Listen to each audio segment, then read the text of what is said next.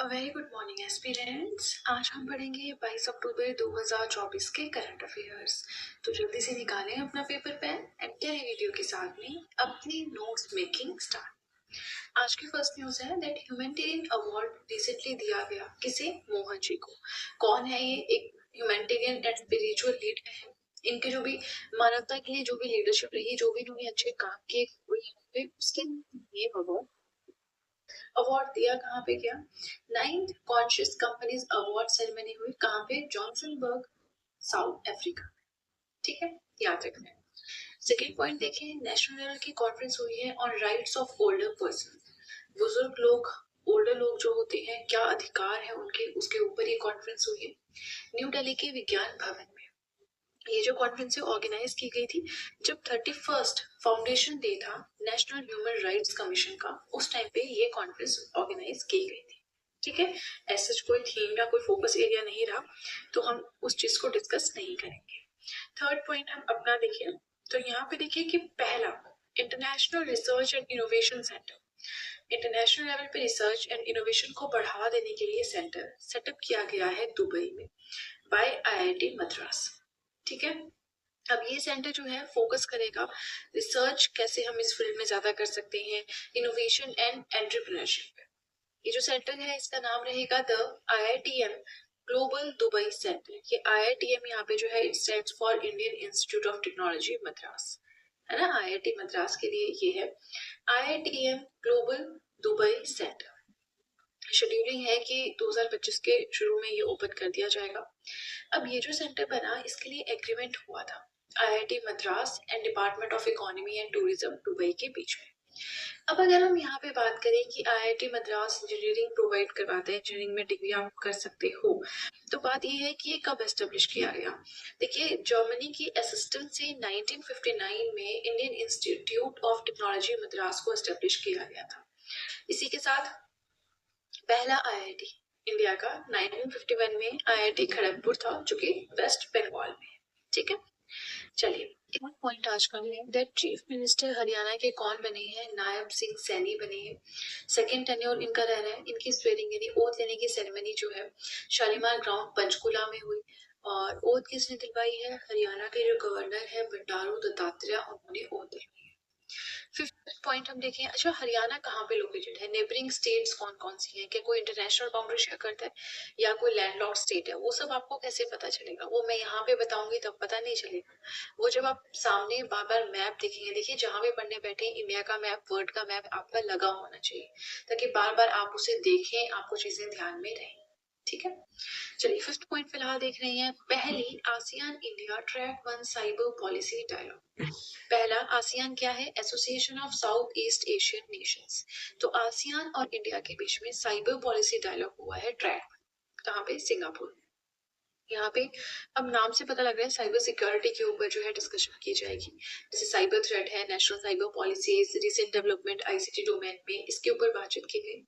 और ये डायलॉग जो है इसको को चेयर किया गया अमित ए शुक्ला के द्वारा, जो कि कौन है? Joint secretary cyber diplomacy division, ministry of external affairs, right. चलिए सिक्स पॉइंट अपना देखें, international methanol seminar and expo 2024।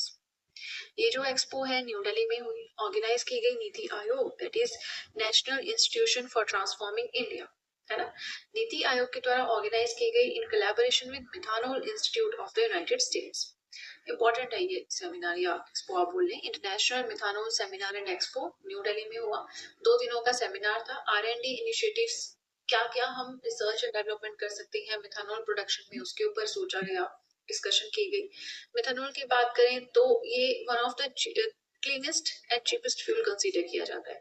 Clean का मतलब होता है कि जैसे अगर हम इस फ्यूल को यूज करेंगे तो धुआं नहीं निकलेगा, गैसेस नहीं होंगी, एनवायरमेंट पॉल्यूट नहीं होगा। एंड चीपर माने सस्ता होगा जो बाकी के फॉसिल फ्यूल्स है उनके कंपैरिजन। ठीक है, सेवेंथ पॉइंट देखिए, फेमिना मिस इंडिया 2024 60वां एडिशन हुआ इस साल, मुंबई में ये ब्यूटी पेजेंट हुआ। निकिता पौरवाल ने ये जीता है, जो कि मध्य प्रदेश उज्जैन से है। और इसी के साथ इस ब्यूटी पेजेंट को जीत के अब वो इंडिया को रिप्रेजेंट करेंगी मिस वर्ल्ड ब्यूटी पेजेंट में, जो कि 73rd एडिशन। ठीक है, अगेन कोई भी डाउट हो कमेंट सेक्शन में पूछ सकते हैं। वीडियो पसंद आ रही हो लाइक जरूर कीजिएगा। प्लस आप सब चाहें तो मुझे इंस्टाग्राम पे फॉलो कर सकते हैं। आप सब चाहें तो मुझे टेलीग्राम अकाउंट पे ज्वाइन कर सकते हैं। इन दोनों चीजों का लिंक मैंने डिस्क्रिप्शन बॉक्स में दे रखा है। राइट, आज का 8 पॉइंट है that ISA assembly 7th session. ISA क्या है? International solar alliance. तो इंटरनेशनल सोलर अलायंस की मीटिंग होगी, 7th मीटिंग न्यू दिल्ली के भारत मंडपम में। 4 दिनों का इवेंट है, 3 से 6 नवंबर तक चलेगा। इस असेंबली के अंदर ग्लोबल लेवल पे जो लीडर्स हैं वो आएंगे एंड कैसे हम सोलर एनर्जी का अच्छे से अच्छा, बेहतर से बेहतर यूज कर सकते हैं, है ना, ताकि हमारी डिपेंडेंस फॉसिल फ्यूल पे कम हो सके। तो उसके ऊपर डिस्कशन की जाएगी। नाउ 9th पॉइंट देखिए, काजीरंगा नेशनल पार्क एमर्ज हुआ है, मतलब बना है इंडिया का दूसरा बटरफ्लाई डाइवर्सिटी हब। इसका मतलब है कि यहाँ पे बहुत सारी बटरफ्लाई की स्पीसीज या वैरायटीज या अलग अलग आपको देखने को मिल जाएंगी। यहाँ पे 446 से भी ज्यादा बटरफ्लाई की स्पीसीज हैं जो रिपोर्ट की गई हैं आफ्टर नामदफा नेशनल पार्क, जो कि अरुणाचल प्रदेश में। चलिए, आपके लिए क्वेश्चन है, काजीरंगा नेशनल पार्क कहाँ पे है? वैसे आपको नाम से ही पता होना चाहिए, है ना। ये पहला पहला नेशनल पार्क है जो आपका नामदफा नेशनल पार्क था, और ये दूसरा नेशनल पार्क है जहाँ पे बटरफ्लाई डाइवर्सिटी हब बना है ना। अब देखो, एक मीटिंग हुई है बटरफ्लाई कंजर्वेशन मीट 2024 सितंबर में हो चुकी है। तो इम्पोर्टेंट ये है कि इसके अंडर अवेयरनेस लाई जाएगी कि बटरफ्लाईज को कंजर्व करके रखने की क्या जरूरत है, बटरफ्लाईज की क्या इंपॉर्टेंस है ना। उसके ऊपर यहाँ पे डिस्कशन की गई थी।